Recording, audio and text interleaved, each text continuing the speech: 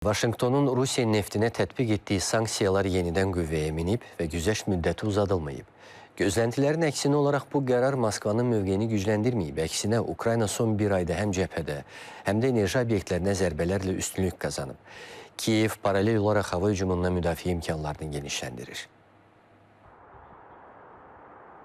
ABŞ-nin Rusiya neftinə sanksiyaları yenidən qüvvəyə minib. Martın 12-sindən tətbiq edilən icazənin müddəti uzadılmayıb. Bir ay əvvəl belə qərarın verilməsinin Rusiyaya Ukrayna ilə müharibədə üstünlük qazandıracağı hesab olunurdu. Hətta Avropa dövlətləri bu addıma kəskin etirazlarını bildirmişdilər. Lakin Moskva üçün hər şey istədiyi kimi getmədi. Son bir ayda Ukrayna Rusiyanın neft anbarlarını hədəf aldı. Cəbhədə də fəallıq var. Ukrayna qoşunlarının 400 kvadrat kilometrdən artıq ərazini azad etdiyi bildirilir.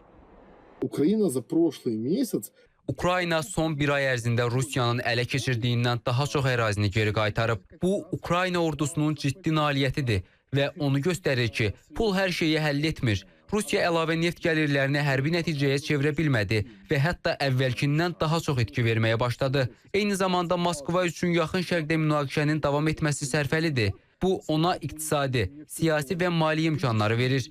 Hətta ekspertlər hesablayıblar ki, əgər İrana qarşı müharibənin aktiv mərhələsi sentyabrədək davam etsəydi, Rusiya 250 milyard ABŞ dollarını gəlir əldə edə bilərdi.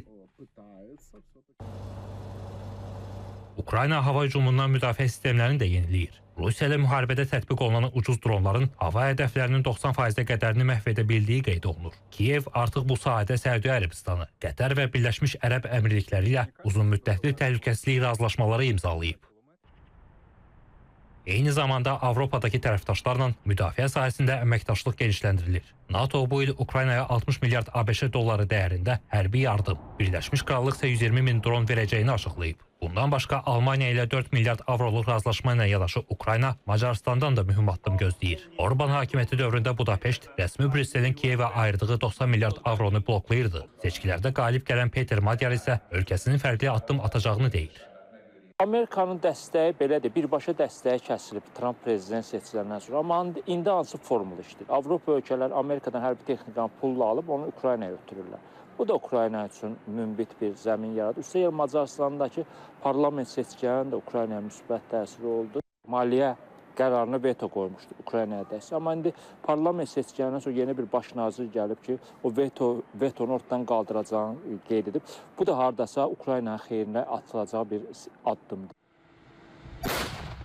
Müharibənin isə yaxın zamanda bitəcəyinə dair ümid yoxdur. Tərəflər cəbhədə müəyyən irəliləyişlər əldə etsələr də qarşılıqlı güzəştdən söhbət belə getmir. Rusiya Donbas ərazisinin tam ələ keçirilməsini hədəfləyir. Kreml həmçinin Kiyevi dronlarla təchiz edən Avropa müəssisələrini Rusiya ordusu üçün potensial hədəflər siyasi adlandırıb. Ukrayna isə hər hansı ərazi güzəştinə getməməkdə israrlıdır.